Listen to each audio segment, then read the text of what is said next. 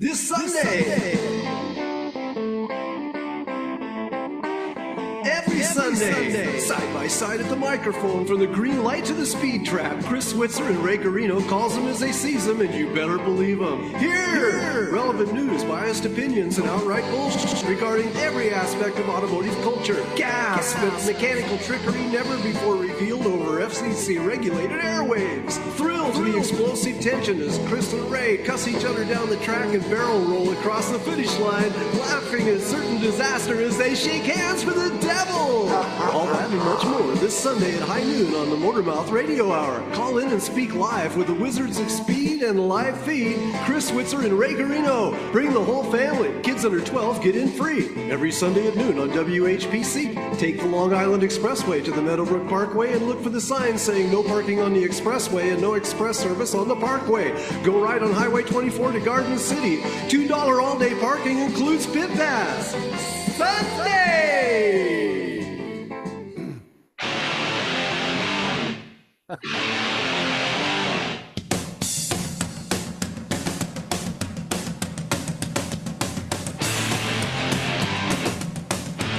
All right, we are back.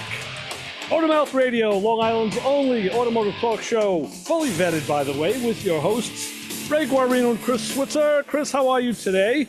Doing well, sounding a little better than I did last week, but not that much. But I'm doing better. That's good. Yeah, doing better. How are you, Almighty? You know, not too bad myself, not too shabby. Get to the chiropractor this morning to get a little bit of a...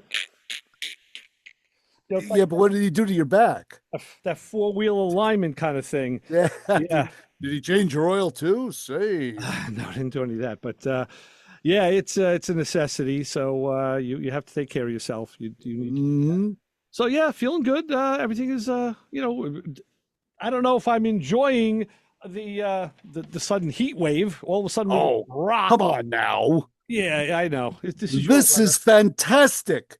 I'm loving the, I am in literally the coldest spot in the state is right here at my desk doing this broadcast because I really do think this is the coolest spot in the whole house. Cool meaning temperature wise and not really cool atmospherically wise, but colder than a mother-in-law's kiss. Is that the way you want to put it? Okay. Is that one of the popular ones, right? But yeah, it's not bad down here during the summer months. So during the winter months, it's a pain. I have like 9 sweatshirts on down here, but during the summer months, tasty. It's very cool. But I'll tell you, you talk about health for a second. This week, I had to literally limber up for the project that I had to do on Thursday, I think it was. Yeah, it was Thursday. Really? I had to put the Chrysler in the air and take the tires off it. Throw the tires in the truck, take the tires to the tire shop, have new tires put on, and then throw all 8 of them back into the truck and bring it back home. Why'd you bring all 8? Because I want to keep the 4 that I took off. Oh, okay. What are you going to do with those? Those are going to get sold. Oh, wait a minute. Off the Chrysler. I'm sorry. Yeah. Okay. Yeah. I'm confusing the vehicles. Right. Yes. I remember you saying that last week. Correct. Yeah. Gotcha. And I am taking the advice of our own Billy Velvet. Okay. And we're going to sell these things and see. Now, mind you, they're 45-year-old tires, but they're brand new. They're not cracking. They're in better shape than some of the tires I have on my present cars. I had this talk with Mike Senior yesterday, same thing, and he said, "Hey, we brought the '65 Impala over to the shop, and I was talking about changing your tires. He goes, what are you gonna do that for?" I'm like, "They're from 2010." He says, "Yeah, they look brand new and they've been inside." I'm like, "I know, yes. They don't have the sun, but tires do degrade." I said, "Mike, you listen to the show. We've been talking about this ad nauseum. Tires do degrade even when they sit. Even in a warehouse, they're degrading because they outgas and the rubber it dries out." I said, "And it's a matter of how chancy you want to be." So, well, I'm selling them for display purposes only. Well, that's the way you got to do it. Yes. Yes. So from there, be that as it may. Gotcha. Okay. Well, that's good. No, it's full disclosure. There's no reason for me not to. So it's going to be one of those things that if you have a vehicle from 1981 that you cherish and it's a museum piece around that time frame, these tires are for you. Yeah, there you go. Well, okay. So that's, hey, you know what? And you would probably be the guy who will be able to sell those too. So give it my best shot. That's good. That's good. And worst comes to worst, I'll cut them in half and use them as planters or something. I don't know. Well, I've seen that. I've actually seen that. I want to show you something. This was kind of funny. This happened earlier in the week. My daughter went out to get her nails done, and in doing so, she had to park around a block. Right? So she took a little goat path to get back to where she had to be, and she ended up down a dead end block, and said, "Wow, Dad, I saw a car. It's short dead end. I saw a car at the end. I thought it was yours." I'm like, "What do you mean?" "I saw this gold car." Because it was gold and it was kind of square and boxy, looking like your car. She goes, "I was hoping it wasn't yours." I was like, "Well, no, not unless it moved to another house." Right. So the following day, we had to go out and do an errand, and I said, "Look, let's go down. Let's go find that street. I want to see this. I want to see what you found." And we did. We found the car, and I will show you. She thought looked like yours. And I'll put this up. This is going to be the lead picture for the YouTube video this week. So this is what she saw. That's a 68 Plymouth Roadrunner. 8 or a 9, yeah, I guess. That's an 8. What do you use to determine? How are you determining it's a 68? The grill. And take a look. I didn't notice. Okay. I didn't notice the cornering lights. Are the cornering lights? It's got those little round. 68.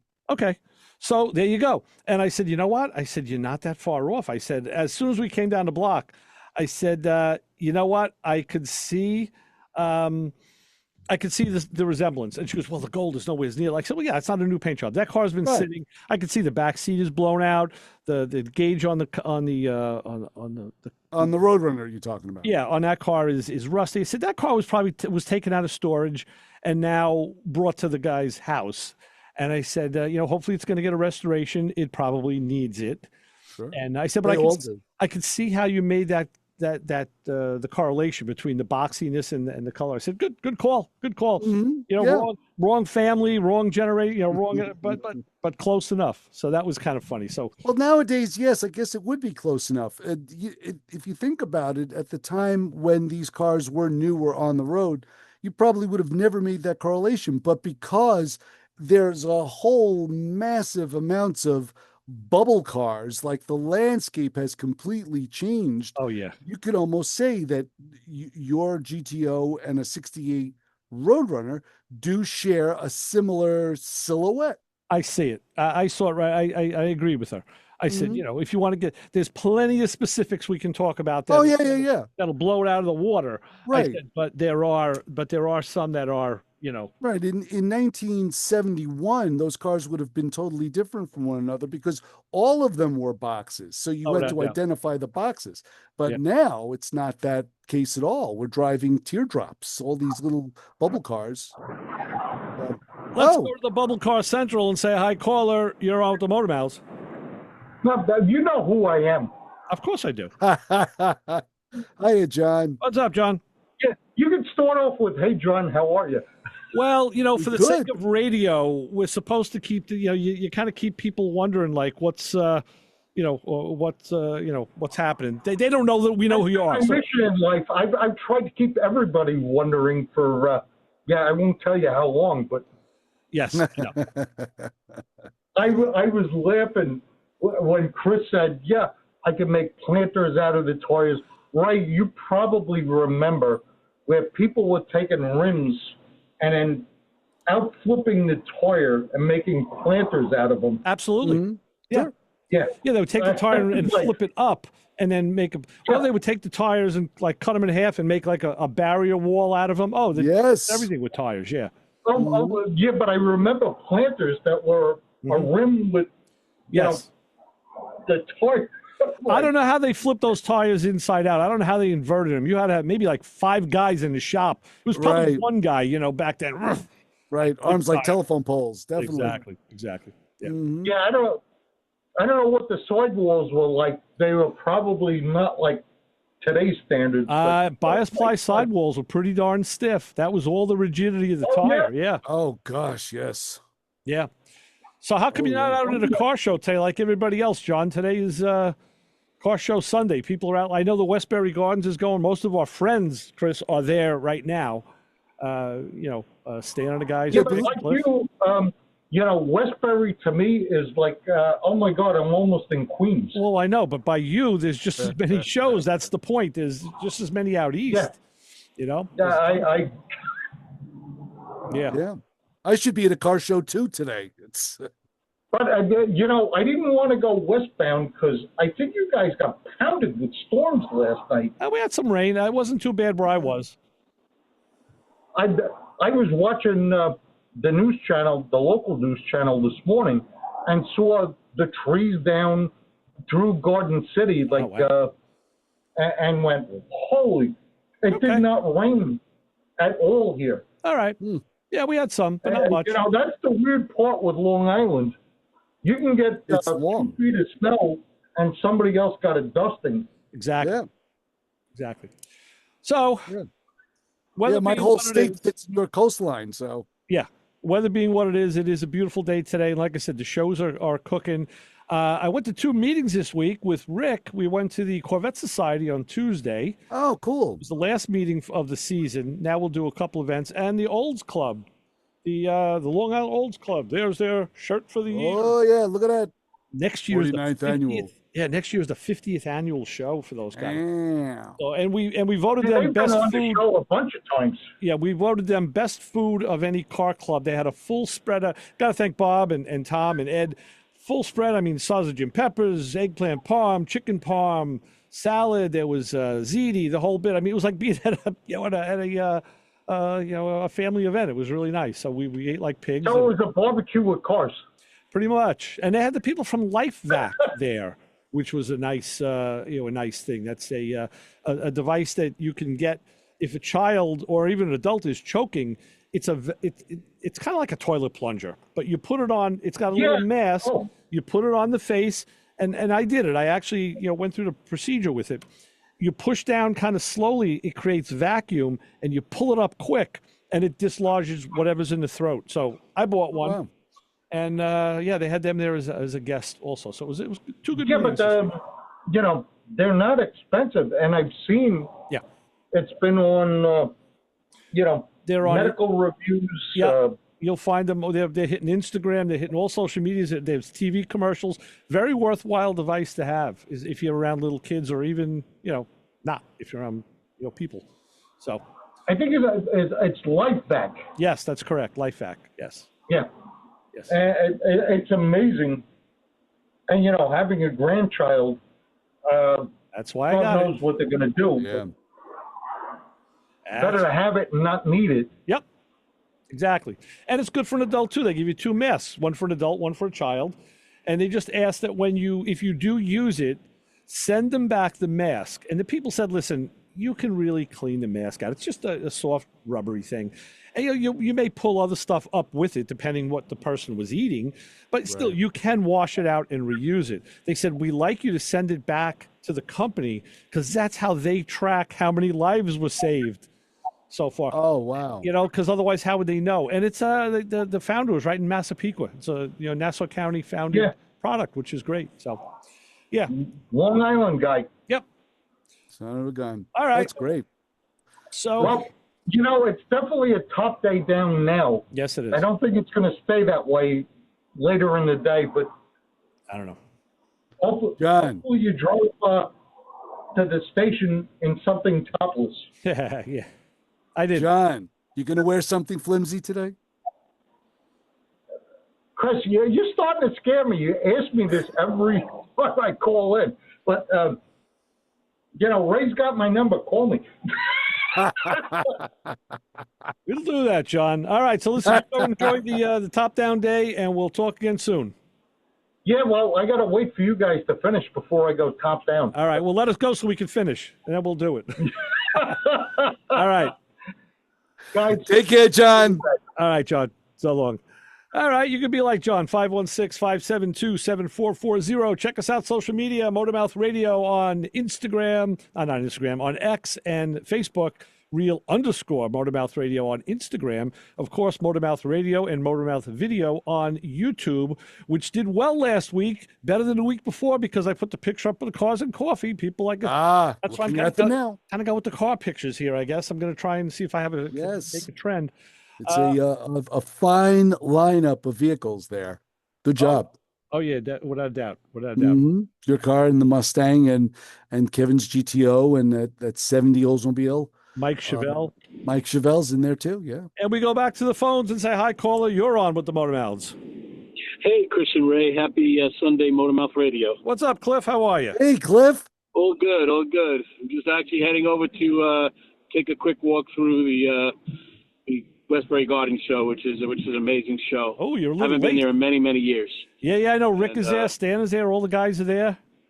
Oh, I showed cars in there in the 80s. So I mean that show it brings out some really cool cars that you don't see every day, and some older stuff, which is kind of I guess the generation for that is kind of dying out, unfortunately. So actually, the chief judge is Steve from Mike's Shop in Limbrook, and he came to our Cars and Coffee last week and was trying to recruit judges. He was talking to Rick and Bobby Jones, and hey, you guys, if you want to be judges, and they were like, we just want to kind of spectate.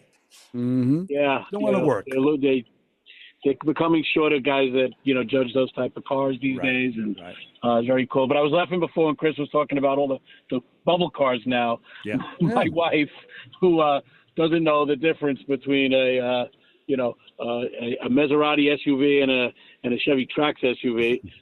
Many times she gets out and she actually opens the door of the wrong car and she starts getting into the wrong car. Oh my gosh! Wow, that's it cracks me up. She's done it a couple of times and thank God nobody was in it. But it's amazing how many people leave their doors open. Yeah, exactly. Just to reach over and open a door in a parking lot. Right. Holy smokes! My wife always complained when she was driving the Mazda that all the cars were silver.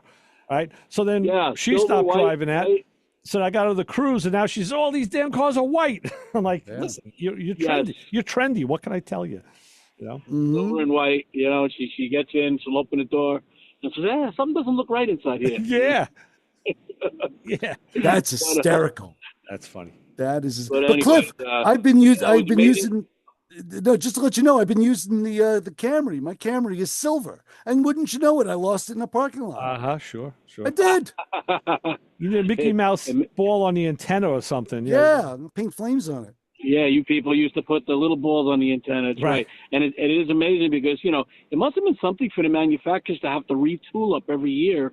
I mean, except for I remember when I was younger, I used to say Mercedes was one of the only cars that didn't change up a lot. They would run the same body for a lot of years, but every other car was almost like an every year change. Especially when you think about Chevrolet from the 55 through the 60s. It really changed up every single year. Yes, dramatically. And so many 1 year onlys.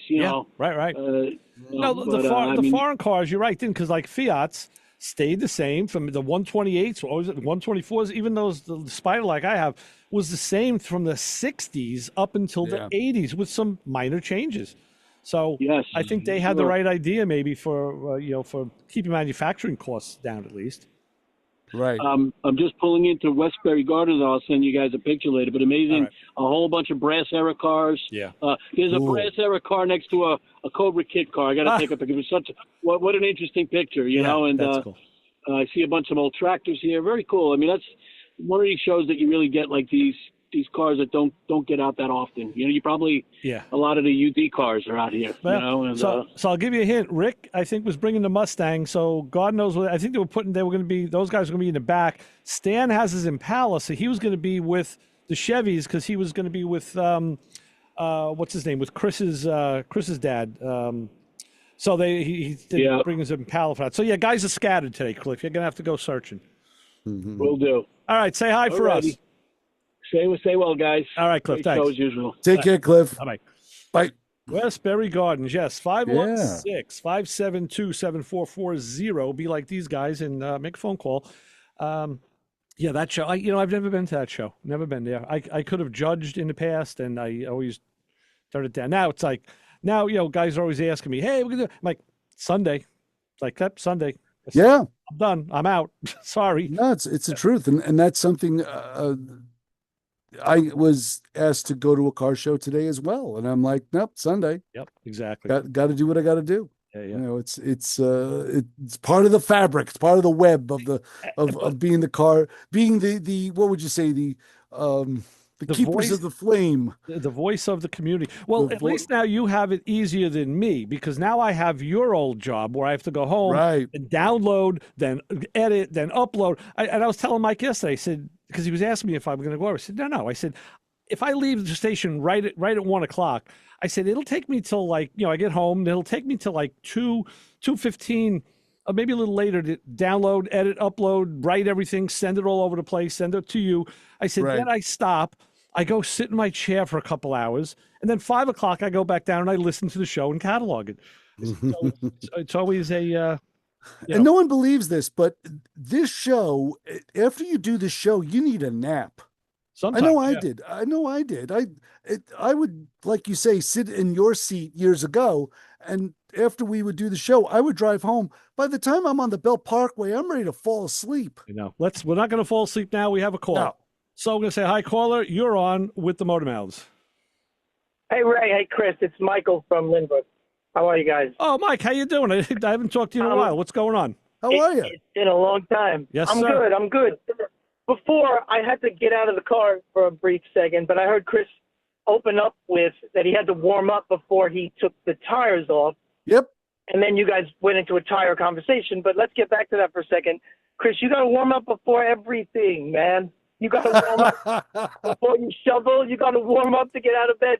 Warming up is part of everything, and it's a part of what all the mechanics do. Mm-hmm. They should stretch a little bit. They should really be in shape to do their job. Mike, you are so right. Yes, you are. You are so right. Now that I'm at the age I'm at, I thank God every time, or the powers that be, when I finish a car job and I didn't hurt myself. Yeah. So you're absolutely right. What did you do to warm up when you said I had to warm up? I'm curious because I'm going to pick on you a little bit if it's wrong. No, that's fine, because I'm sure you can probably correct me backwards, forwards, and sideways. When I say I had to warm up, first I stretch. I try and reach the ceiling with every possible arm and leg. I'll be on the ground and I'll just reach out, and I'll get on my back and stretch that way. I'll get on like all fours and I'll stretch like a cat. I watch my cat. Right. My cat, I think, knows more than I do. Yes. So I do that. I do stuff like that. I've been doing these stomach exercises where it's like I'll hold my legs out, or I'll elbow to knee. I'll do that, and I'll do a couple of push-ups, maybe 10. So you just get limber. You bring up two good points. One, I want to compliment you. When you're taking a tire off of even a raised, elevated car, that's a core. You have to protect your back by strengthening your core. So I have to applaud you for doing the leg raises. There's different and better ways to do it, but at least you're doing that. I'm happy. Thank you. Stretching is great, but don't forget that they don't really stretch cold anymore. And the best advice, although this might seem counterproductive, is if you told me you went out for a 10-minute walk, a brisk walk before you started unloading those tires to get your heart rate up a little bit. So keep that in mind.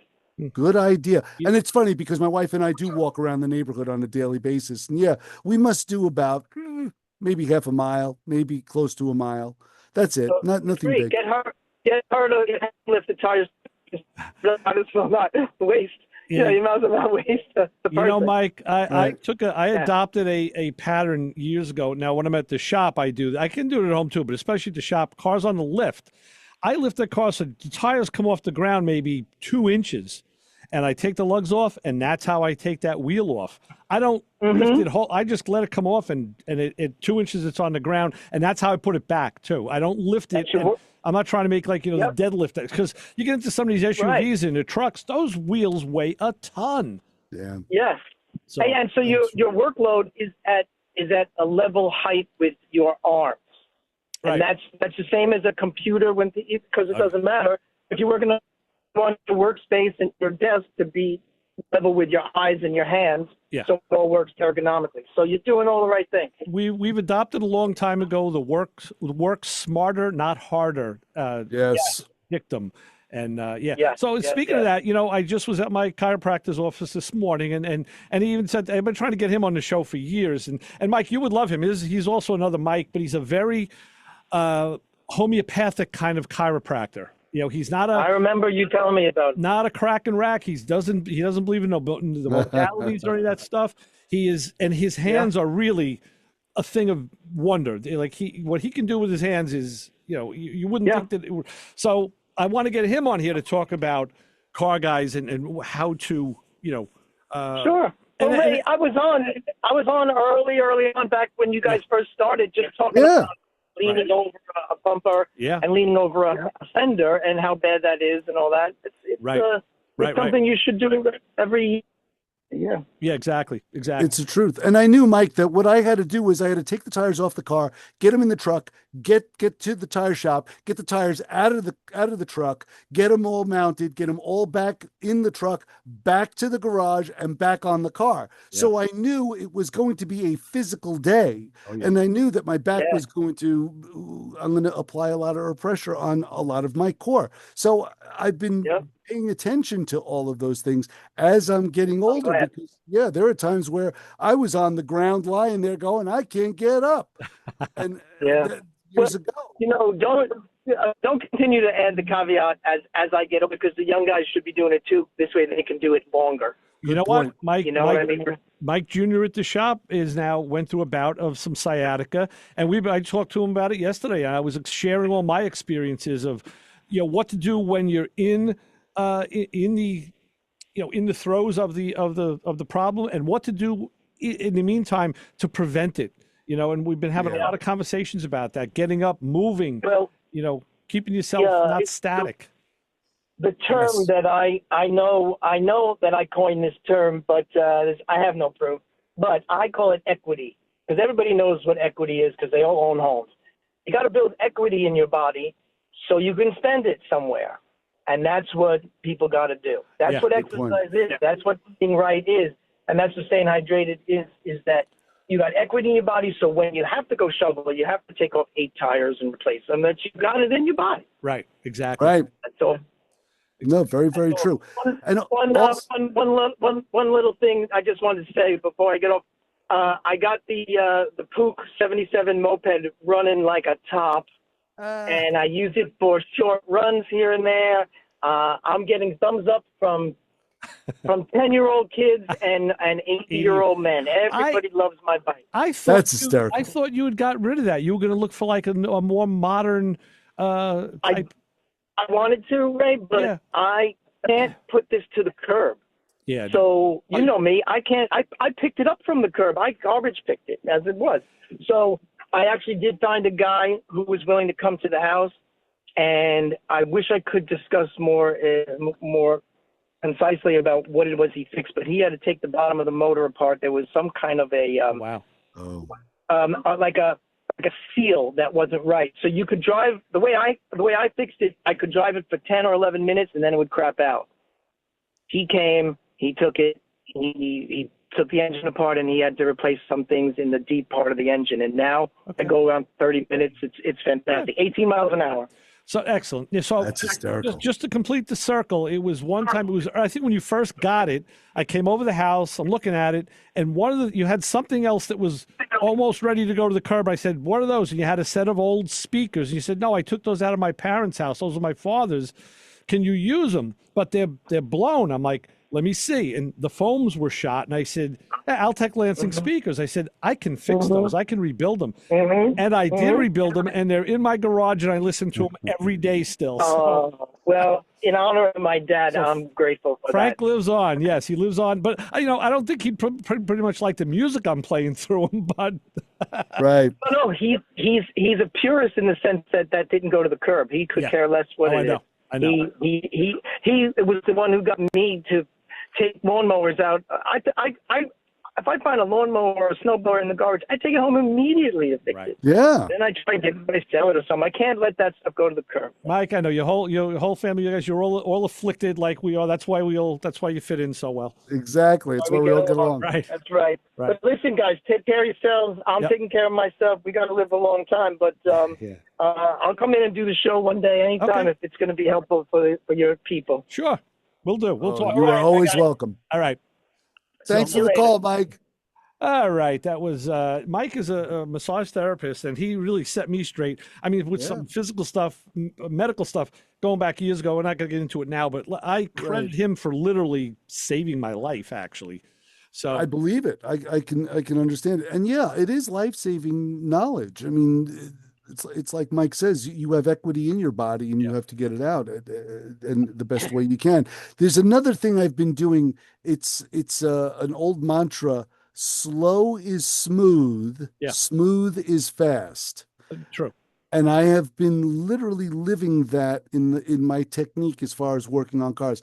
I don't work on cars quickly anymore. I take my time with a lot of things, and it is amazing how much you get done and how much trouble you avoid doing that. Well, you know what we have to do quickly? It's take our break. We're at the bottom of the hour.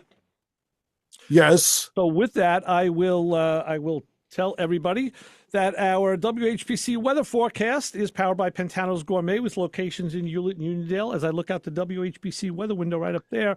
What do you see? Today it is sunny and beautiful.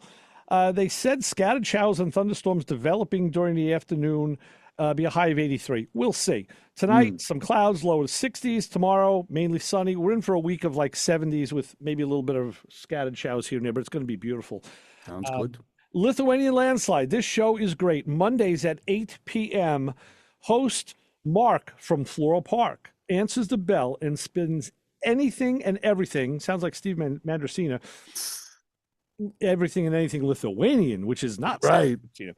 It's from the past and the present and both sides of the Atlantic, ranging from jazz to classical to rock and pop, and announcements and more geared to the Lithuanian community. I met him out in the hallway here a couple of months ago. Oh, he was a great guy to talk with. What a phenomenal fellow. So Mondays at 8, you want to tune in to hear WHPC and you can hear Mark. So with that, sounds good. Do we have an honor group of the hour? Yes, we do. Today, the Motormouth Radio Honor Group of the Hour, those mechanics, hobbyists, and car enthusiasts who have never thrown away a nut, bolt, or washer just in case. You know who you are. You got that coffee can, drawer, or old plastic container filled with mystery hardware from projects completed so long ago that you can't remember what vehicle it came from. Unless it's you, Ray. You can remember every vehicle that they came from. I brought that stuff into the show. You're right. Yet somehow every few years, you dig through that collection of miscellaneous hardware and find the exact fastener you need that instantly justifies decades of hoarding, storing, and sorting. So to keep the keepers of assorted nuts, bolts, washers, screws, clips, and all other random hardware everywhere. If you are one of those assorted coffee can storage individuals, then you are part of the Motormouth Radio Honor Group of the Hour this week. Excellent. Yes. And when we come back, I want to talk about this 65 Impala projects. I found some interesting things yesterday. And I want to show you the difference in how the world has changed where oil filters are concerned. Oh. Interesting stuff. Okay, I'll be ready for that. And also, you could text us. You remember, we still have text at 203-670-4127. Nice. As well. All right, so keep it where you got it while we take our break here on 90.3 WHPC. Total sentence imposed is 10 years in the state prison.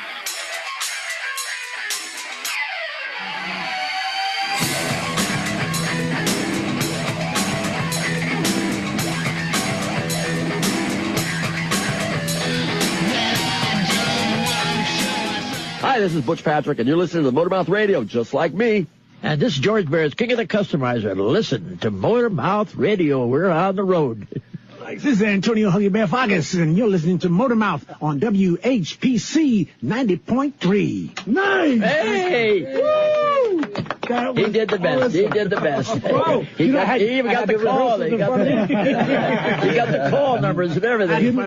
This show on 90.3 WHPC is brought to you by CarStar Celebrity Chase Collision, with 2 locations in Limerick and Oceanside, who remind you that New York state law says you always have the right to choose which shop will fix your car. CarStar Celebrity Chase Collision offers a full range of services, 24-hour towing between Montauk and Manhattan, shuttle service, and they can help you with a rental car arrangement if needed. All repairs include the CarStar Lifetime Nationwide Warranty, ensuring that the experts at Celebrity Chase Collision are always on your side. Y sí, hablamos español. More information is available at 516-593-0920 or online at celebritychasecollision.com. Okay, Mark Warman here from Graveyard Cars, hanging out with my buddies at, what's the name of it again? Motormouth Radio. Hey, Mark Warman here from Graveyard Cars, hanging out with my friends at Motormouth Radio. Sunday morning, I don't know what this fat bald guy's laughing about. You'll forget stuff soon enough too, my friend. Be sure to listen. When are you guys on? 10 a.m.? Sundays at noon. Noon on Sundays. Excellent. This was no, you got the promo for the best one was the first one. That's why I was because you said what was the name of this again? That's the promo. What better presentation could you do than that? Hey you, get over here. Every Sunday, 12 to 1, you are going to tune in to hear the Motor Mouths, my friends Ray Guarino and Chris Switzer. 90.3 FM, WHPC. You might learn something. Yes, you've tuned back into Motormouth Radio with your hosts Ray and Chris. We are back. We are? We're back. The second half of the show, the third half of the show will be later on when we do some other cool stuff. So I mentioned oil filters, and I wanted to show you the difference. Are you cutting oil filters in half again, Ray? No, this time I did not. So what happened is, just to recap, I brought the 65 Impala that we were talking about into the shop. We picked it up yesterday and brought it in. Yeah. Immediately, I did the same thing I did with the olds, with Eddie's 442. Car came off the flatbed, onto the lift, got set up, in the air. Let's take a look. Wheels off. And I did the wheels off 2 inches off the ground, and let's take a look. So when I had, what did you find? When I had bought parts for the car, one of the things I got was an oil filter. So in this box, it's a mighty small oil filter box. This is an oil filter for my wife's Cruise. Oh, okay. So you know what these things look like. It's that. Yeah, it looks like a gas filter. All right. Well, here's the oil filter for a 65 Impala. Mind you, you'll be watching this on YouTube by all means. We'll be repeating this on YouTube. So there are visuals that go along with this. Madonna mia! Wait a minute. That's for the Impala. It's not a screw-on. Hold on. Wait. This is a canister style filter that was on those early cars. I know because I owned them back in the 70s. It was a big canister. So look at the size of how filters have changed. My 59 Cadillac had that filter. Yeah. But none of my cars in the 60s had that filter. Really? Well, the Chevys did. They changed. I forget what year. I think it was like 66 or 67, but it ends up, now that I looked, the filter on that car is a spin-on filter. Oh, okay. So the owner had now it's still, I still haven't decoded the engine or anything. So basically on the engine right now is a spin-on filter like we all know and love, correct? Yes. Right, because that filter that you showed, the cartridge type, to me is on older cars. That's not on anything.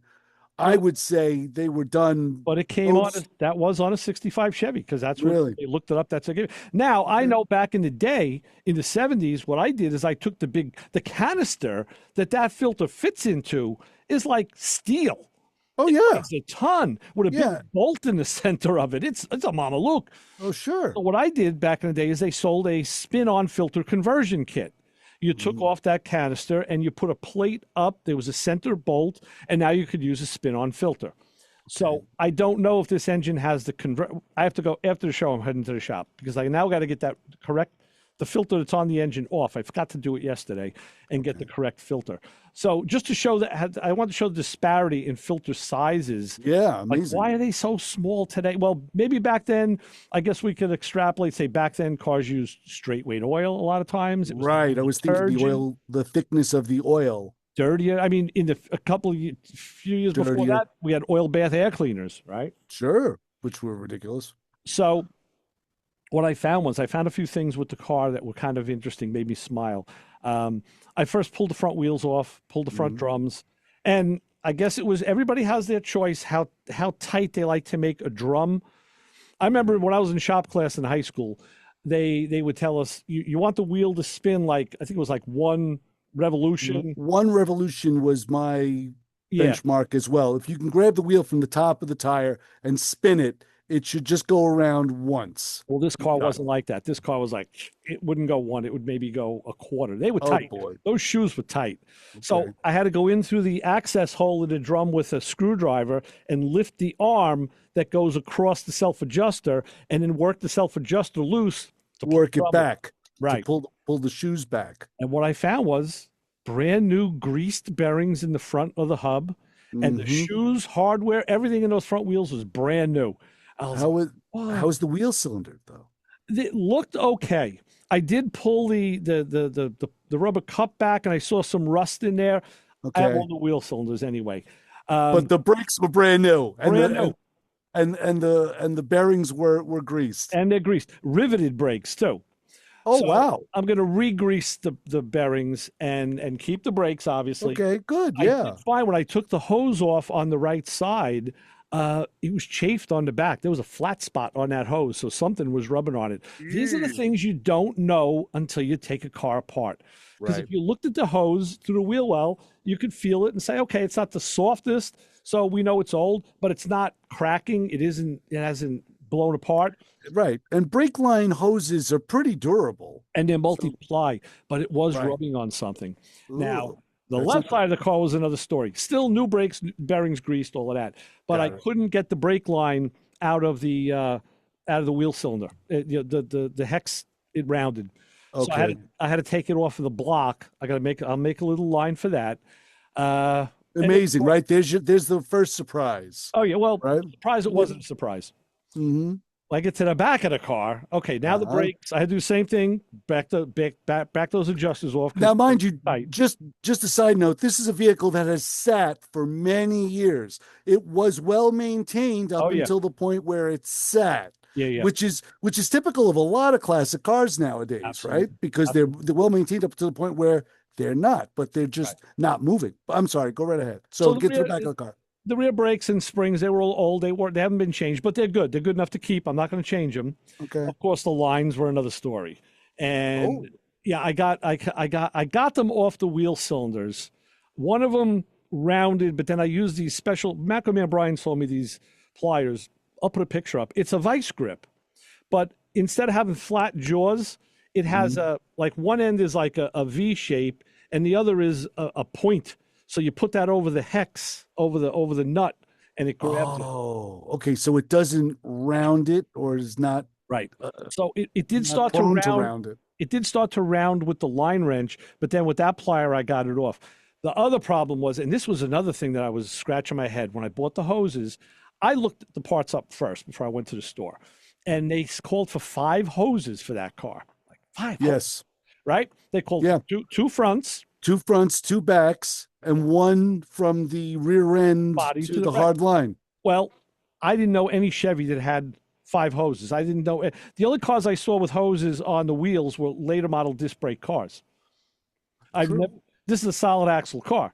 So, of course, I get under there. No, there's 3 hoses. Oh, there are. So there's well, I said the metal line. Metal lines to the wheel cylinder. A metal line that sits on the rear end. But, of course, that hose, the upper hose that goes to the hard line from the front of the car, it's up on that rear support over the rear end. That's where they anchor it. Yes. And that hose goes into a brass T block that branches out to the wheels. Sounds just like my Chrysler, actually. It's pretty common. 442 was like that. The Grand National was even like that. I'm sure. But to get the line off of that T so you can get the hose out is the problem. Now you're working up over the drive shaft between the mufflers up. It's a tough spot. It is a tough spot. And of course, that one, I thought I broke it loose. I said, oh, thank God. No, what happened was the line twisted and broke. So now The 442 did the same thing. And in Eddie's car, I think I took about a 1 foot piece of brake line and I made a splice. I'm considering running this one right to the front. I'm going to see if I can take it off in the front. I'm just going to run a whole new line. Just to be safe. Yeah. No, it's brakes are brakes, dude. You know that. So, but the funny part was, no reason to skimp on that. No, I know. I mean, and the repair works fine too if the other line is in good shape. So, we do plenty of repairs all the time. So, one of the things I got to do was I opened the trunk of the car. And I don't know when the last time it was opened. And I sent pictures to the guys who are now caretakers of this car because it was Dad's car.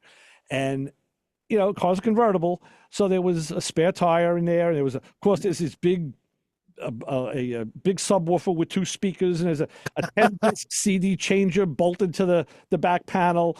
Everything was very neat. And there was the boot, the convertible top boot stretched out with the lug wrench right there in front of it. All 4 wheel caps for the wheels with that. I don't know why he took the caps off, but they were all laying there. Very neat and organized. So I can see that. I sent them pictures, and then I said, well, I got to see. I got to see just what's under this boot. I pull it back, and of course, I was totally correct and vindicated. You can take the boy out of Brooklyn, but you cannot take the Brooklyn out of the boy. Because what did he have? 2 milk crates filled with cleaning products. Every soap, sponge, wash, polish, blanket, everything in the world in the. I could see it. A quart of oil. There's a thing of you name it. I'm like, the guy had a garage. What's he using his trunk for storage for? I had me laughing. I'm sitting there laughing, saying, you boy, you know what? You really, something just never changed. Because it had to be ready for the car show. Are you kidding? Of course. Yeah. Of course. Wow. I could see them. You're right.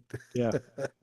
So not 1, but 2. That's hysterical. I'll send you some pictures later. Yeah, I would love to see that. But yeah, it's amazing what a lack of use can do to a vehicle. It really is. It's a shame almost. Cars need to be driven. It's as simple as that. And I had a laugh just because I put just back to the Chrysler for a second, because I put new tires on it. I had a certain amount of confidence when I put it on a highway. And that car was fantastic on a highway. It just drove so well. And I'm like, with these new tires on it, I mean, don't get me wrong, it drove really well with the old tires on it too.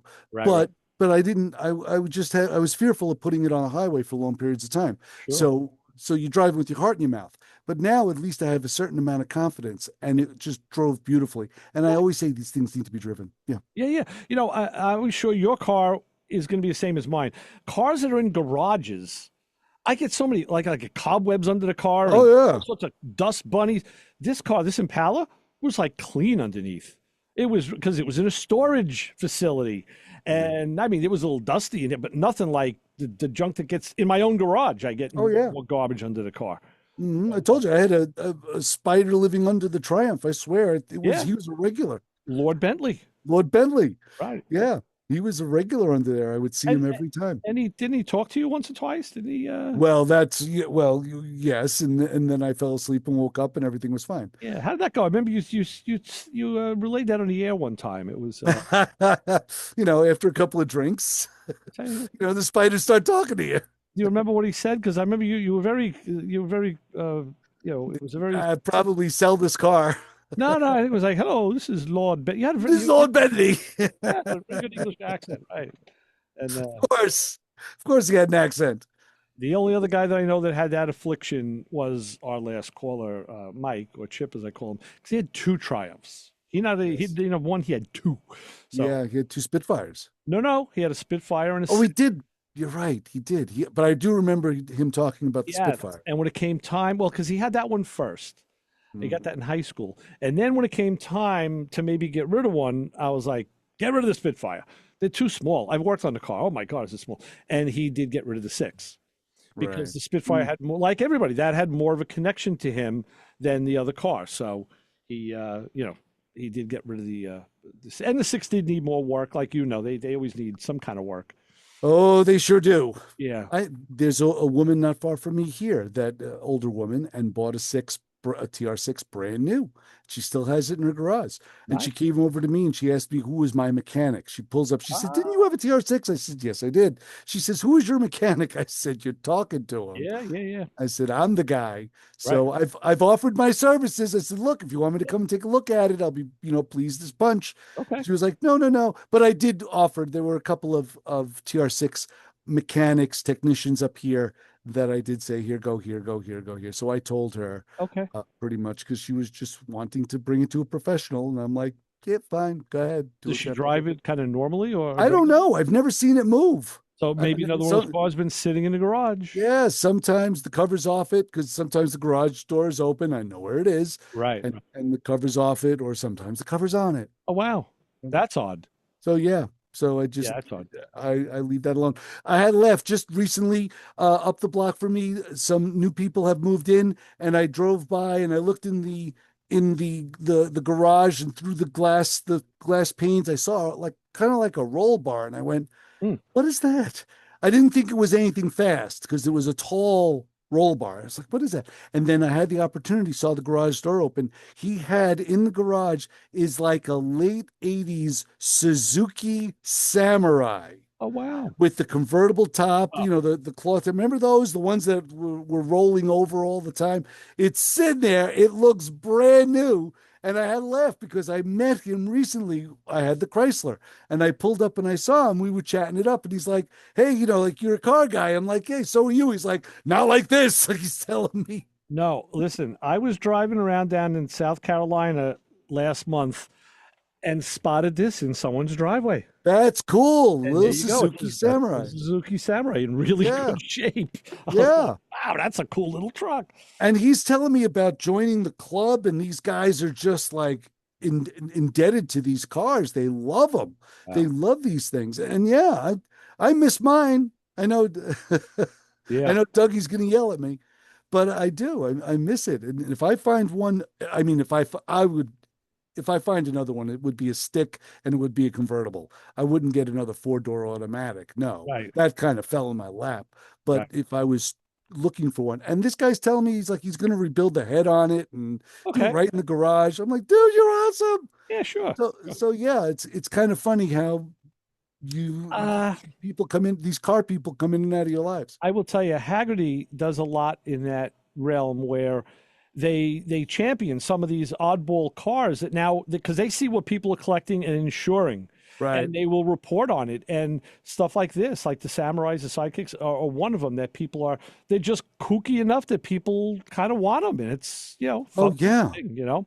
If you think about it, cars from the 80s now, in a value sense, are skyrocketing to the point where you and I will look at each other and go, "You're going to pay what for that?" Oh, I Like, know. because we lived through it. We've beaten them up. We've used them as regular drivers, and now these cars are becoming like collectible to this new and up and coming group of car guys. Where cars from the 50s, and even worse, cars from the 40s, their values are stagnating because no one is interested in them, basically. I mean, Well, there's still yeah. an interest in them, That's but it's not like growing. it's like what Cliff said about Westbury Garden Show. That show was always brass era and up, like Model A's, T's, and there just aren't as many of them around. The guy, like Steve said, he's in the AACA, the club, and he said the problem is there's less and less people in the club. They're dying. They're aging out. Yeah. And he says the club isn't what it used to be. But you can't reinvent that. You can't reinvent it's the Antique Automobile Association of America. You can't reinvent that club. You can't modern cars in the antique club. So that's a problem. Those guys are having a problem. Yeah, they sure are, because who knows how to fire up a Stanley steamer? I mean, you literally have to talk to Jay Leno. Yes. In order to, he's like the premier steam automobile brass era technician, know-it-all. Right. And you better keep making movies, Jay. You better keep making these videos, because that's all we're gonna have. Brian had told me about a video, and I did watch it now, that Jay Leno just did. He had the guy